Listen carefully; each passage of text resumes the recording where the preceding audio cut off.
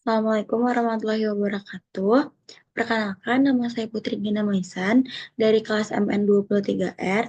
Di sini saya akan mempresentasikan hasil diskusi saya sendiri, yaitu mengenai tentang mesin hardware yang saya ambil, yaitu laptop gaming.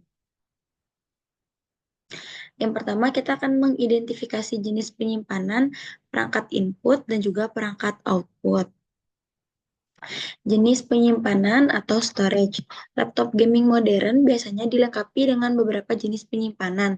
Yang pertama itu ada SSD atau Solid State Drive. Penyimpanan ini berkecepatan tinggi untuk sistem operasi, aplikasi, dan juga game. SSD memiliki kecepatan baca ataupun tulis yang jauh lebih baik daripada HDD.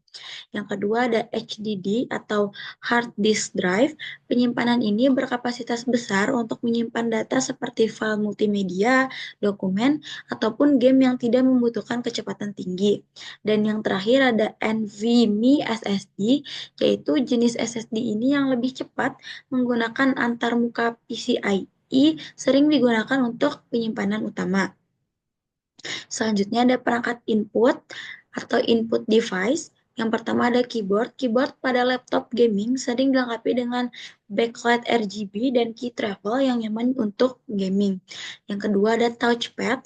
Meski jarang digunakan saat gaming, touchpad tetap berfungsi sebagai perangkat input yang standar. Yang ketiga ada mouse eksternal. Mouse eksternal biasanya digunakan untuk gaming yang lebih presisi.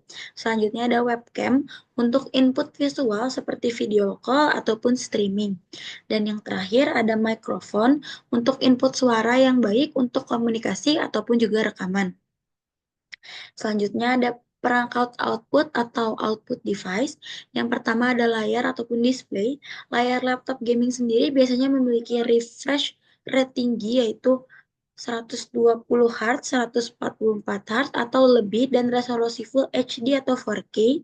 Yang kedua ada speaker, output suara untuk mendengarkan audio dari game ataupun multimedia. Yang ketiga ada headphone atau headset jack untuk output audio private. Dan yang terakhir ada port HDMI atau DisplayPort untuk menghubungkan ke monitor eksternal ataupun proyektor. Yang kedua, di sini kita akan menganalisis evaluasi hardware menggunakan faktor evaluasi hardware. Yang pertama ada performa atau performance. Yang pertama dalam performa yaitu ada prosesor atau CPU. Laptop gaming sendiri menggunakan prosesor performa tinggi seperti Intel Core i7 atau i9 atau AMD Ryzen 7 atau 9. Prosesor ini memiliki kecepatan clock tinggi dan core atau thread yang banyak untuk multitasking dan juga gaming. Yang kedua ada GPU atau Graphics Processing Unit, dilengkapi GPU dedicated seperti NVIDIA GeForce RTX 30 atau 40 series ataupun AMD Radeon RX 6000 ataupun 7000 series untuk rendering grafis yang lebih mulus. Dan yang ketiga ada RAM dengan minimal 16 GB RAM DDR4 atau DDR5 untuk mendukung multitasking dan juga game-game yang berat. Selanjutnya ada keandalan atau reliability. Laptop gaming biasanya dibangun dengan bahan yang berkualitas tinggi dan sistem pendingin yang baik ataupun juga cooling system untuk menghindari dari overheating. Yang kedua, komponen seperti SSD lebih tahan lama dibandingkan HDD karena tidak memiliki bagian mekanis. Yang ketiga ada kompatibilitas atau compatibility. Laptop gaming mendukung berbagai sistem operasi seperti Windows ataupun Linux dan kompatibel dengan peripheral gaming seperti headset, mouse, dan juga keyboard eksternal. Dan yang ketiga ada port yang lengkap seperti USB, HDMI, Thunderbolt untuk memastikan kompatibilitas dengan perangkat lain. Selanjutnya ada skalabilitas atau scalability. Beberapa laptop gaming memungkinkan upgrade RAM dan juga penyimpanan. Yang kedua ada dukungan untuk eGPU atau external GPU melalui port Thunderbolt meningkatkan skalabilitas performa grafis.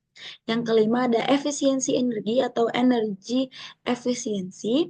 Laptop gaming cenderung boros daya karena komponen berperforma tinggi, akan tetapi teknologi seperti NVIDIA Optimus atau AMD Smart Shift membantu mengoptimalkan penggunaan daya. Yang kedua, baterai biasanya tidak tahan lama karena konsumsi yang daya tinggi. Selanjutnya ada biaya atau cost. Laptop gaming memiliki harga yang relatif lebih mahal karena komponennya yang berkualitas tinggi. Namun harganya juga sebanding dengan performa yang ditawarkan.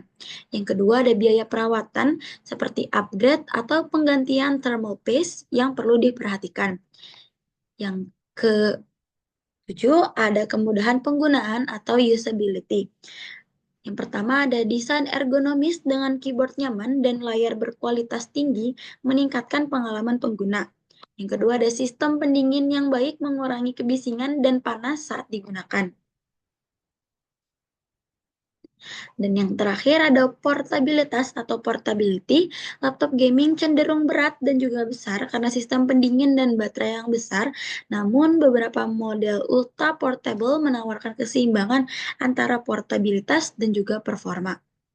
Maka kesimpulan yang dapat diambil yaitu laptop gaming merupakan perangkat hardware yang dirancang untuk performa tinggi dengan komponen seperti SSD, GPU dedicated, dan prosesor multi-core. Meskipun harganya yang relatif lebih mahal dan portabilitasnya terbatas, laptop gaming menawarkan keandalan, skalabilitas, dan kompatibilitas yang baik untuk pengguna yang membutuhkan performa maksimal, terutama untuk gaming dan tugas berat lainnya. Sekian presentasi dari saya, kurang lebihnya mohon maaf. Wassalamualaikum warahmatullahi wabarakatuh.